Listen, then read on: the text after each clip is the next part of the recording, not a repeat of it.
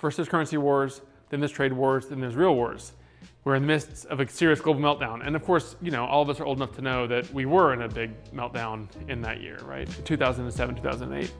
Point is, experts got it wrong and they didn't know it until it was right on top of them. Bubble popped and people realized that debt could never be paid off. And when the credit is taken away, everything just unravels very rapidly.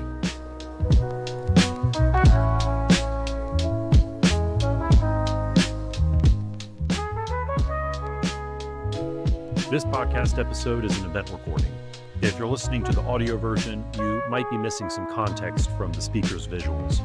You can find the video version at atlbitlab.com. That's atlbitlab.com. There might also be audience questions or other background chatter that's not audible. Look, event recordings are never perfect, but we're sharing it here because we think you're going to find something valuable in it. Let's talk a little bit about our sponsors first, and then we'll get on to the show.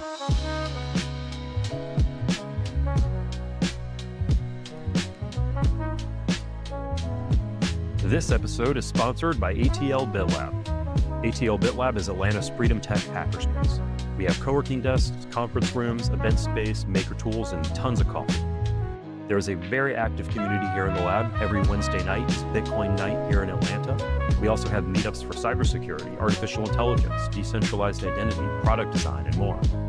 We offer day passes and nomad passes for people who need to use the lab only occasionally, as well as memberships for people who plan to use the lab more regularly, such as myself. One of the best things about having a BitLab membership isn't the amenities, it's the people. Surrounding yourself with a community helps you learn faster and helps you build better. Your creativity becomes amplified when you work in this space. That's what I think, at least. If you're interested in becoming a member or supporting the space, please visit us at atlbitlab.com. That's atlbitlab.com. All right, on to our show. So I'm Rich Lassiter. I am an emergency room doctor. I love Bitcoin. I love you guys. And Ida twisted my arm and said, "You must present." So I am presenting on the price of tomorrow. I had actually never read this book until now. And I haven't read it all yet, but I read these chapters and I'm ready to talk about it. So here's our book. I want to point out something. Book is from 2020. Obviously, it's been 4.5, 5 years, whatever. Probably he was writing it in 2019, I'm guessing, and publisher time, etc. So this is 5-year-old information, more or less. That was today's blog height when I was typing up these slides. Onwards to chapter 1. How the economy works, part 1, printing the money. And he led off with this interesting story about this guy he knows who is named Chen Fong, who his parents were afraid, and this is what his parents, they were elderly Chinese people, I'm guessing, had said, first there's currency wars, then there's trade wars, then there's real wars. And the other week when Doug was talking about this, he's talking about how kind of the premonition, that's not a word, but there's a word I'm looking for that I can't find right now, about the foresight basically that Jeff Booth had, how these things have kind of come to play. Like we were seeing trade wars. That wasn't a topic in 2020. And it became a topic during the Trump presidency and after that. So very interesting, I thought, to see that, and real wars, right? Then we have the stuff in Ukraine and the stuff in Israel. Like we're having real wars now. So this is kind of coming to fruition, if you will.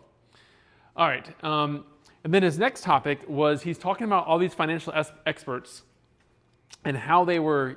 We just started, Joe. You missed nothing. What they got wrong. And so I thought this was pretty interesting. I know there's a lot of words up here, but I wanted to point out, so the first one is Ben Bernanke, who was the chairman of the Federal Reserve from 2006 to 2014. And he's like, the bold bit there. So their job is to make sure that there is not excessive risk in these institutions that the Federal Reserve is related to. And obviously, as we know, with the hindsight, that's exactly what they did not do, right? There's plenty of risk in these institutions. And then as we go along, so that first quote was in 2005. 3 years later, January 2008, we're not forecasting recession. In July, and I made this in orange bold here, so in July 16th, everything's well capitalized, no danger of failing. And then September 18th, holy shit, the world is falling apart, right? the Treasury Secretary says we must spend several $100 billion. And then, a month later, Janet Yellen, who became our Treasury Secretary, she just left a moment ago, but at the time was the head of the Federal Reserve Bank of San Francisco, basically saying that this downward trajectory is hair-raising. We're in the midst of a serious global meltdown. And of course, all of us are old enough to know that we were in a big meltdown in that year, right? 2007, 2008.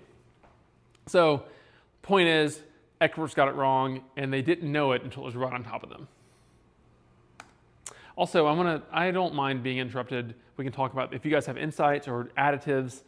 These aren't my thoughts, unless a few things are my thoughts. Mostly this is Jeff Booth's thoughts, so we can interrupt and add color whenever you guys want. Then he goes on to talk about how the bubble, the great financial crisis, the bubble popped, and people realized that debt could never be paid off. And when the credit is taken away, everything unravels very rapidly. The system is, as we all know, as Bitcoiners, this is a Ponzi where we're all trusting that the banks have the assets we think they have until everyone wants them, and then it all unravels. And so the system works on trust.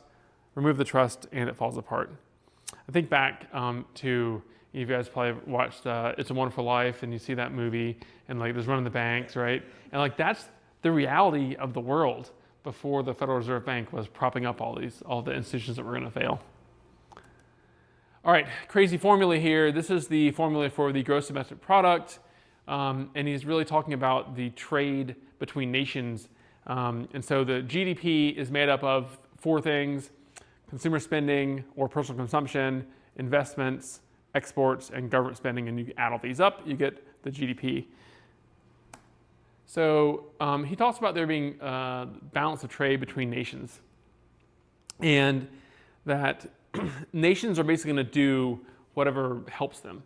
And so if we are in this country, as we all are, what we might do to drive up our GDP is going to be to increase consumer spending, which makes sense, right? And that we are the most consumer society on the planet, right? We spend and buy, right? That's the kind of the American way, is to buy more things. Whereas if you're in a lower income country, then your main way to drive up your GDP, per that formula up there, is to increase your exports, because maybe you can't buy things from other countries, so you export to other countries.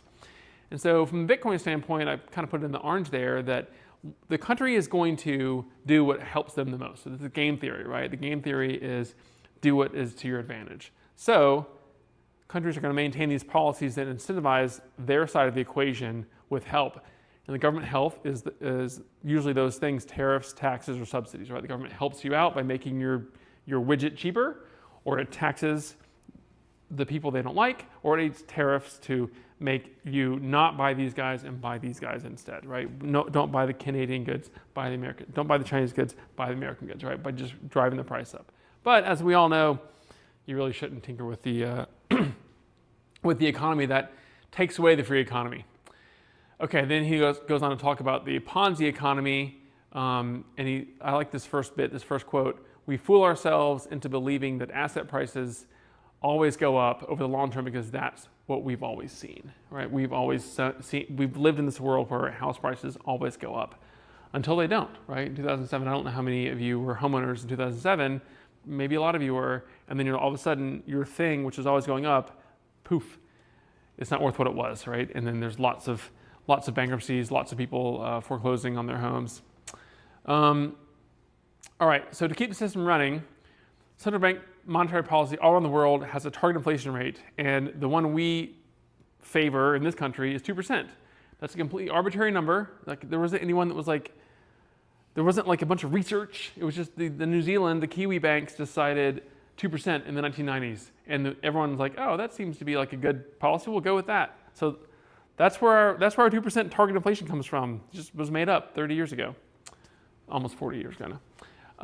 And then he talked about the rate of inflation. So hourly wage of $3.25, which I believe was minimum wage back in 1970, I could be mistaken, would be the same purchasing power as having $20 per hour today. Well, in 2020, when the book was written today.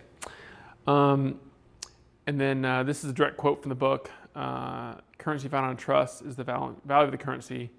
And so doesn't that mean that by setting inflation targets, governments have a stated goal of eroding that trust? So in other words, like if you look at this objectively, the governments, their mission is to be nefarious. Kind of weird if you think about it from that perspective. Little comment. Yeah. So last week, a guy came in from Rabobank in England and did a Christian Lawrence. Yeah. And I was at the morning one, and he was talking about this and how he was talking about how the Fed was trying to basically craft policy to get us down, and that they hadn't really been succeeding, and that the rate was still in the high twos. And I asked, it's like, is 3% the new 2%? Or I mean, it's 2, yeah. Yeah, you said it right. Like, really quickly said, yeah. Because It's like, you can tell that they're like steering us to start accepting 3% as the new norm, and that we should expect it all the time. And I thought that was interesting that he so readily just agreed to that. Yeah. That for context, that gentleman, one of our Atlanta folks, Ed Julien, had suggested that we watch, that we come to this talk that he gave, the Dutch Embassy, not Embassy, Dutch Chamber of Commerce, and this guy Christian Lawrence works for a Dutch bank, and he gave a really interesting talk. It's probably somewhere on YouTube, I don't know, but yeah, it was interesting. That was last week. All right. Cheap money, talking about the global financial crisis. We had this choice, the government had this choice between 1 and 2. They could bail out the banks and bail out the banks and the risk takers to create a moral hazard by saying, oh, these guys we're going to absolve them of their sins, and here, let's just make them whole again. Or we could let them fall, right? And obviously we all know what happened. We chose door number 1 and not door number 2. Door number 2 would have had probably a better outcome, like objectively, for like the monetary balance around the world if we'd had let them fall, but banks would have gone under and people would have been unhappy and much misery. Instead, we kicked the can down the road, printed money, bailed out the banks, and we'll have the misery later on. I don't know when it was going to happen, but it will happen eventually. And so going to the third paragraph there, the central banks decided who won and lost. And so now we're experiencing the second and third order effects of people having this discontent, and this is maybe leading to the rise of populism. People are so unhappy because they are so financially disadvantaged. If you're far away from the money printer, i.e. the cotillion effect, if you're far away from that, you are getting objectively worse and worse. And I will say, I actually planned on having a bit more to the slides. One of the slides that I took, I stole from Christian Lawrence the other week, really showed how much worse off the lower, like say 20% of the economy is due to the money printing over the last 5 years. And I didn't have enough time to get that put together. Just quickly, is it proportionate or is it disproportionate? It's disproportionate. Okay. Yeah. So the top tier has accelerated. The middle tier has kind of maintained, I think he had it broken down. It seemed to be related to asset ownership. Yeah, I agree. Asset ownership. So if you're the top, 5 or 10% of society, you've accelerated. If you were the middle, like 50, 60% of society, you're slightly better off. But if you're in the lower 20% of society, you're much worse off, like 15% worse off. So if you double the money supply, people aren't twice worse off. They're even more than twice worse off. Question mark. Is it something like that? I don't know. If you had a 20% increase in the monetary supply, would you have like greater than 20% despair? I don't think that the ratio is quite as dramatic as you said. Okay. Because if you think about we're going to get to in a slide in a minute here about, here we go at the bottom here. So the Fed balance sheet, for example, was under $1 trillion in 2008, right? And when the book was written, it was $4 trillion. And then today, it's a little over $7 trillion, right? So we're accelerating at Jeff Booth likes to say, exponential rate, right? So we're going up much more than doubling or whatever, right? But I don't know that that correlation is as dramatic as you said. Yeah. I think you get the analogy of the loaf of bread, right? Remember, like a loaf of bread goes from $1 to $5, Oh yeah, if a dollar more, a dollar more cost for your bread, like most people aren't going to, anyone who's making a reasonable amount of money is not going to feel that. But if you're living paycheck to paycheck, you're probably going to feel that tremendously if you have to pay a dollar more every week for your bread than you were the week before. Yeah. And so one of the things the governments get to do is change the rules. And this is where tariffs or trade wars come in. And he's referencing, because again, we hadn't had the ones with China yet that were in the news. So he's talking about after the Great Depression that the government enacted reforms to basically help out the farmers by they raised the prices on goods imported from Canada and Europe. But apparently that harmed the farmers, and it took them longer to recover from the Great Depression because of that. I was not aware of that before the book. So government's changing the rules and distorting the market. So I think that Bitcoin is unique because it's the only true free market in the world, because no one's manipulating the supply of Bitcoin. Maybe some whales are, but like there's no governments that are manipulating the supply of Bitcoin, right? So you can't. What's that? The dolphins, maybe. The dolphins. So, anyways, it's not. It's an opportunity for anyone in the world to get in or out whenever they want. All right, that was into chapter 1. Anyone want to talk about chapter 1 anymore? Any questions or additions about chapter 1? So chapter 2, part 2 of how the economy works, is called creative destruction. He touches on this topic a lot, about creative destruction. This is the term was coined by an Australian American economist named Joseph Schumpeter, who lived those years. And he basically said that innovation by entrepreneurs is the disruptive force that sustains the economic growth, even though it costs the value or destroys the value of an established company. And so basically, he's basically saying technology disrupts things, right? That's really, if you summarize this, technology disrupts things, and that hopefully we get new and better things when it disrupts things. And I think that's one of the points we'll get to eventually in the book. And so here's an example of creative destruction. So Blockbuster was this, such a huge entity, had 84,000 employees or 9,000 stores.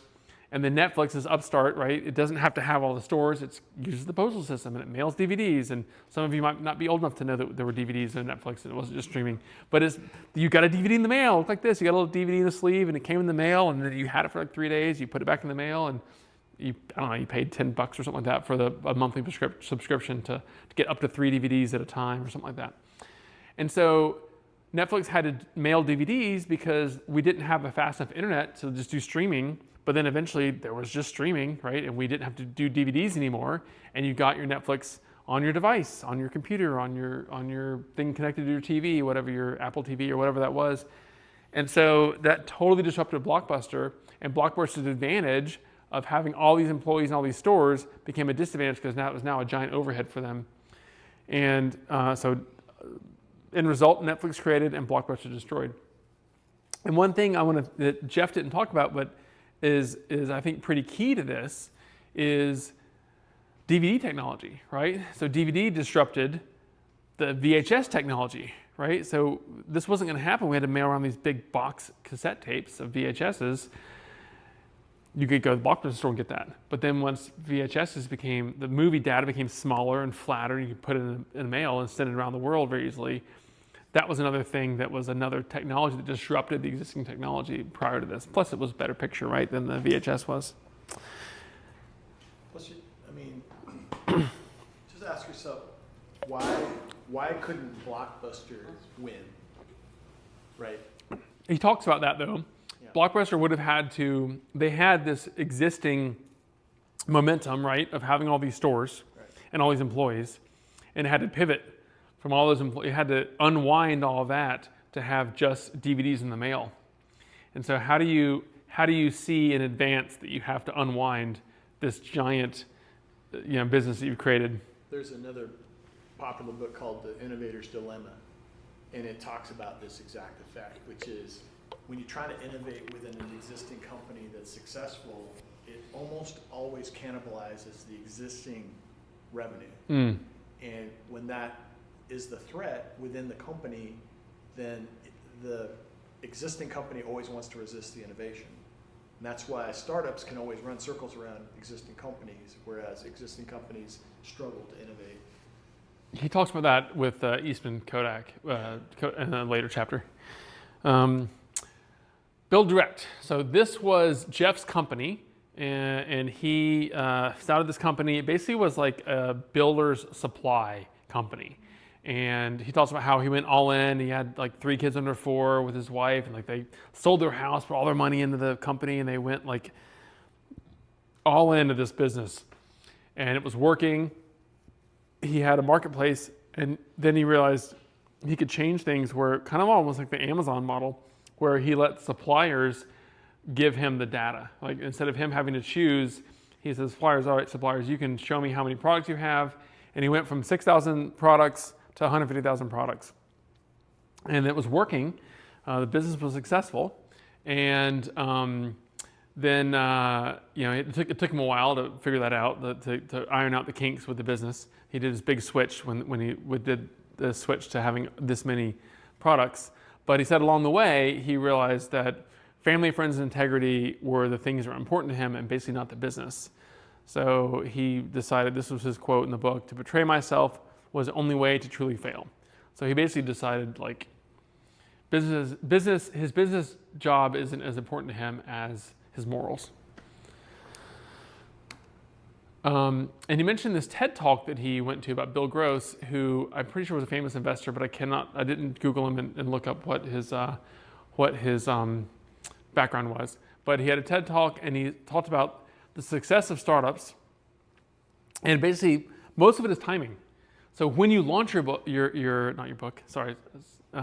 launch your business is most important as not anything else, right? It's not your funding, it's the win. Is the time right for you to launch this business? And then that was 40% of the success, 32% was the team and how they executed, 28% was the idea. I'll let you read the rest, but interesting that timing was the most critical thing. And then he goes on, I didn't write it all down, but he goes on to talk about Ford, and how when Henry Ford started the Ford company and it didn't work well, and then a couple of years later he got the assembly line worked out and then it worked well, and then how these other countries around the world had their different automotive startups that started different times. So like when GM started and when Volvo started, and they all were like, it was timing, like when did this start? And then he talks about DeLorean. You guys remember DeLorean, probably the famous car from the Back to the Future. That was a man, I forget his first name, last name was DeLorean. He worked at Chrysler, I believe it was, and decided to start his own company, and it didn't work. And basically, Jeff's attributing that to timing, is why it didn't work. All right, speaking of successful companies, we have Amazon. So he mentions that in 2001, Amazon had lost 94% of its market cap from this peak just 2 years earlier. And that's got to be pretty hard, right? If you're like an Amazon investor, or even if you're a tech investor. This is the dot-com bubble, right? So 99, the peak was, I forget the month was peak. It was somewhere in 2000. But the bubble popped. Amazon went down in value. Lehman Brothers wrote this really awful prediction report saying Amazon's going to blow up. They have to pull a rabbit out of a hat in order to like succeed. And then obviously they succeeded because Amazon's one of the biggest companies in the world. And so when the book was written, it had 8% of all retail sales were from Amazon, which is astonishing. And they had nearly half of every dollar sold online. Like that's just kind of crazy that one retailer had nearly half of all e-commerce. And Amazon Web Servers was $80 billion business in 2020, and at 30% of cloud computing. I looked it up today; it's $91 billion of the AWS service, but they also have about the same amount of the percentage of cloud computing. And of course, we all know that Lehman Brothers is gone because they weren't able to predict their future very well. This was interesting as well. So the book has these first two columns, the largest companies 2009, 2019, and how they changed. I went ahead and added in the 2025.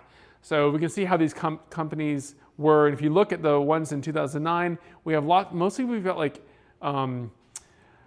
energy companies and building companies, right? And if you look down the list, it's building and energy. And then we've got, in 2019, we have mostly technology companies. And then in 2025, again, I think they're all, Saudi Aramco. Everything else is technology, right? The only one that's not technology is Saudi Aramco, which is, oil plus business, because I think that's the Saudi national firm. But then I threw in our beloved Bitcoin there, 2.1 billion today. 2.1 trillion today.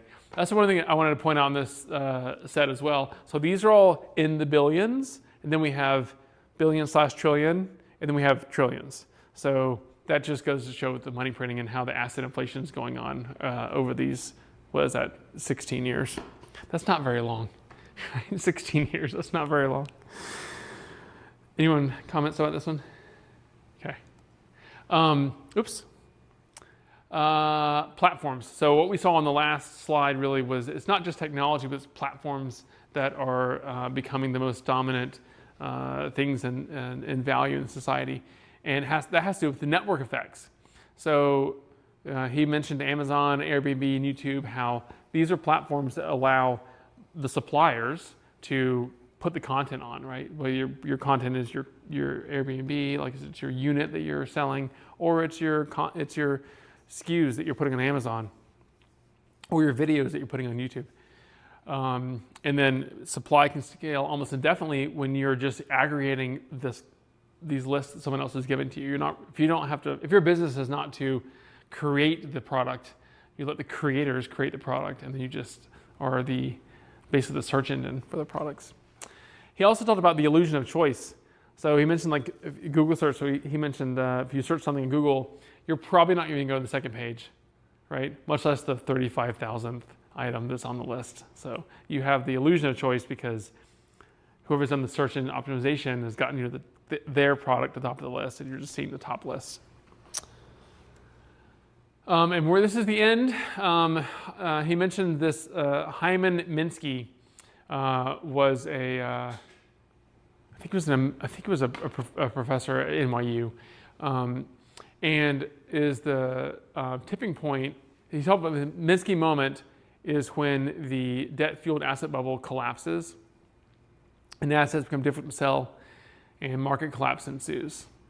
So that even when governments preach free market rules, they will still act as a lender of last resort when their economy is faced with collapse. And so Jeff says that it's not the debt that undermines capitalism, it is the act of stabilizing the economy through socializing losses. If we reference back to the door number one, when the government chose to bail out the banks, that's the problem. It's bailing out the banks is the problem. I think the people at the time made the best decisions they thought they could do at the time. I don't think it was nefarious. Maybe it was. It probably wasn't. I don't know. Who knows? But it's very easy for us to all second guess and hindsight and decide they should have done a different thing than they did. But panic, yeah. They did what they did, and now we have to live with it. All right. I'm going to go. That's the end of chapters 1 and 2. That's me. I'm Rich Lassiter. I'm an ER doctor. I love Bitcoin. I took this from Doug. Nothing to sell you. No financial disclosures. I own Bitcoin. I have a website. I write a blog post every once in a while on the website, but I spend most of the time on Twitter. I spend an irrational amount of time on Twitter. So I'm on Twitter. I know I should probably go to Nostr, but I haven't. I have an account, but I think it's worth it. What's Twitter? What's Twitter? I don't know.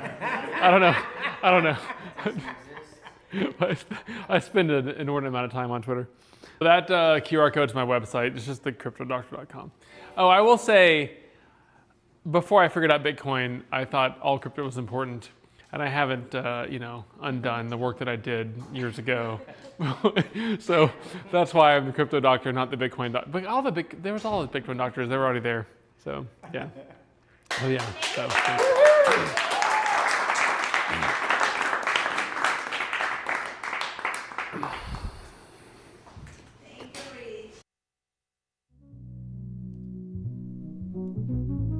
Hey, thanks for listening. I hope you enjoyed this episode.